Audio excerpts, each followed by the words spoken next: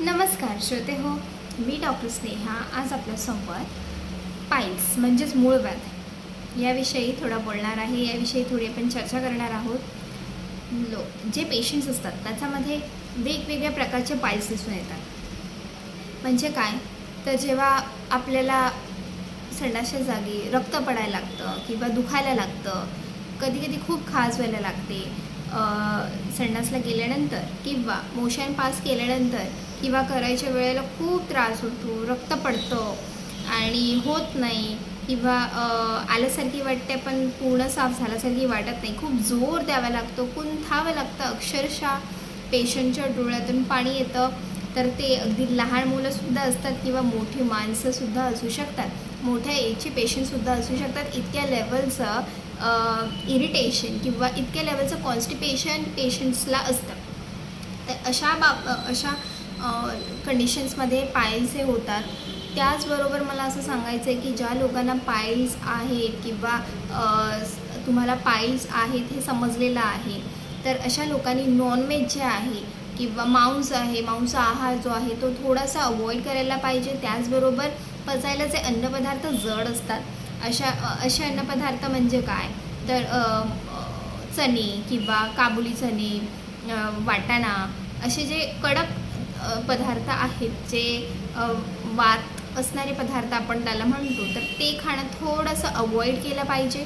त्यांनी आपल्या आहारामध्ये फायब्रस डाएट घेतला पाहिजे. तर फायब्रस म्हणजे तंतुयुक्त आहार हा घेतला पाहिजे. तर तंतुयुक्त आहार म्हणजे नक्की काय तर काकडी, गाजर, मुळा, टोमॅटो, ठीक आहे, ह्या ज्या गोष्टी आहेत आपण सलाड म्हणून घेतो, तर त्या तुम्ही तुमच्या रोजच्या जेवणामध्ये इन्क्लूड करा. एखादं फळ तुम्ही घेऊ शकता. याच्यामुळे काय होतं तर डायजेशनला प्रॉब्लेम येत नाही, तुम्हाला कुंथावं लागत नाही आणि तिथे तुम्ही बरोबर मोशन पास झाल्यामुळे मग तुम्हाला बर्निंग होणं, शौचाच्या जागी आग होणं किंवा असं काही त्रास तुम्हाला होणार नाही. ठीक आहे. सो ही एक गोष्ट झाली रिलेटेड टू, आणि खूप लहान मुलांमध्ये अतिशय फार कॉमन आहे, ॲज वेल ॲज ॲडोलसेंटमध्ये कॉमन आहे पाईल्स. का कारण की त्यांचं आउटसाईड फूड होतं, ते कुठे पी जीमध्ये राहत असतात, हॉस्टेलमध्ये राहत असतात, जेवणावरती लक्ष नसतं, बाहेरचं खाल्लं जातं, वेळेनुसार जेवण नसतं, तर वेळा हा बदलत चाललेल्या असतात, कधी लवकर, कधी उशिरा, कधी रात्री, कधी एक्झामच्या लोडमुळे जेवणाचं रुटीन्स राहिलेलं नसतं. तर अशा वेळेला जे कॉलेज गोईंग आहे त्यांना मी असं ॲडवाईस करेन की तुमच्या हेल्थकडे लक्ष द्या. Health is the first priority. त्याच्यानंतर तुमची exam is will be your second priority. ठीक आहे. तर थोडा दिवस तुम्ही बघा, fast food, Chinese and all हे सगळं अवेलेबल आहे आणि खूप आपण ऑनलाईनसुद्धा ऑर्डर करतो आजकाल. तो आजच्या ह्या जीवनामध्ये जर तुम्ही विचार केला तर फास्ट फूडचा आपल्याकडे खूप ऑप्शन्स असतात. पण जर आपल्याला तुमची हेल्थ व्यवस्थित तुम्हाला ठेवायची आहे तर अशा वेळेला तुम्हाला तुमचा डाएटचा थोडासा विचार केला पाहिजे. फास्ट फूड अवॉइड करून तुम्ही फ्रूट्स घेऊ शकता. जे आवडतं तुमचं फ्रूट्स असेल ते तुम्ही खाऊ शकता. सेकंड थिंग, पाईल्समध्ये जर तुम्ही खूप अवॉइड केलं पाईल्सला तर कधी कधी तो पार्ट जो आहे तो प्रोट्रूड होऊन बाहेरच येतो आणि मग कधी कधी माणसं त्यालाही निग्लेक्ट करतात आणि डॉक्टरची ॲडवाईस घेत नाही, डॉक्टरांना दाखवत नाही, त्याच्यावरती मेडिकेशन्स घेत नाहीत. तर मग येते सर्जरीची त्यांच्यावरती बारी येऊ शकते. सर्जरी करावीशी त्यांना डॉक्टर्स ॲडवाईस करू शकतात. का कारण की प्रोलॅप्स्ड पाईल असं एक कॉम्प्लिकेशन आहे ज्याच्यामध्ये पार्ट तो बाहेरच राहिलेला असतो आणि तो पार्टचा रक्तपुरवठा कधी बंद पडल्यामुळे ते ब्लिडिंग होऊ शकतं किंवा तो पार्टने क्रॉस होऊ शकतो. तर या वेळेला सर्जरी करणं हे अति आवश्यक होऊन जाते.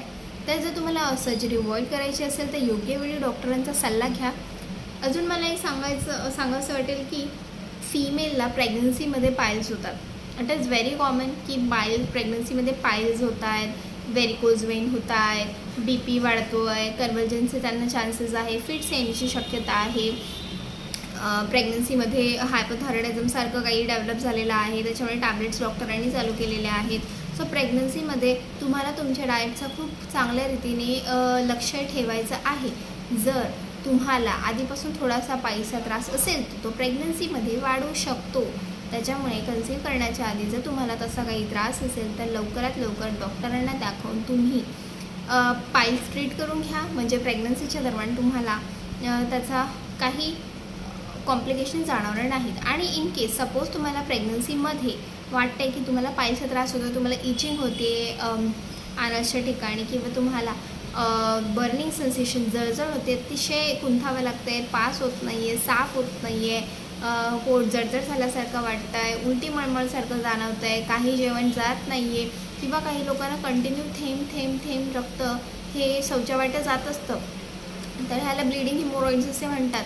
आणि या ब्लिडिंग हिमोरॉइड्समध्ये काय होतं, इतका लेवलचं ते ब्लिडिंग चालू असतं की पेशंटचा HB म्हणजे हिमोग्लोबिन रक्त जाऊन जाऊन जाऊन ते HB फार कमी होतो. आणि मग अशी वेळ येते की लोकांना ब्लड आपल्याला चढवावं लागतं, ब्लड बॅग लावाव्या लागतात. तर अशी कंडिशन प्लीज येऊ नका. आणि या कंडिशन एवढे कॉम्प्लिकेशन्सपर्यंत तुम्ही जाऊच नका. होमिओपॅथीमध्ये खूप चांगले औषधं आहेत. सल्फर, नक्सवोमिका, कोलनसोनिया, ॲलोसोकोट्रिना, खूप छान औषधं आहेत ज्याच्यामुळे विदाऊट साईड इफेक्ट्स तुम्ही बरे होऊ शकता. तर जर तुम्हाला असा काही त्रास असेल तर लवकरात लवकर होमिओपॅथी डॉक्टरांना कन्सल्ट करा आणि औषधं घ्या आणि बरे व्हा. आणि होमिओपॅथीचा उपयोग घ्या. जेवढी सुंदर पॅथी आहे, जर तुम्ही याचा एकदा उपयोग घेतला म्हणजे उपभोग घेतला तर तुम्हाला कळेल की नक्की पॅथी कशाप्रकारे काम करते. आणि विदाऊट साईड इफेक्ट तुम्ही क्युअर होऊ शकता.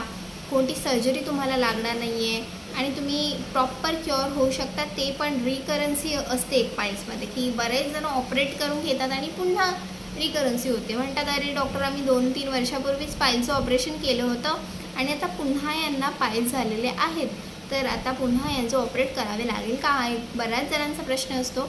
तर मी असं म्हणेल, जर तुम्ही एकदा सर्जरी केलेली आहे आणि जे पुन्हा पाईल्स होऊ नये यासाठी सुद्धा आपल्याकडे छान औषधं आहेत. कॉन्स्टिट्यूशनल लेवलची औषधं जेव्हा आपण पेशंटला देतो तेव्हा ती जी टेंडन्सी आहे पाईल्स किंवा मूळव्याध परत पुन्हा होण्याची, ते अतिशय चांगल्या प्रकारे कमी होत आहे. त्याच्यामुळे होमिओपॅथी कन्सल्टेशन घ्या आणि होमिओपॅथिक डॉक्टरांचा सल्ला घ्या, औषधं घ्या. तुम्ही या आजारातून नक्की बरे होणार.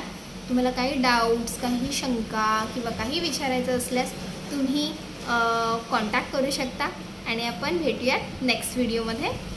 नमस्कार.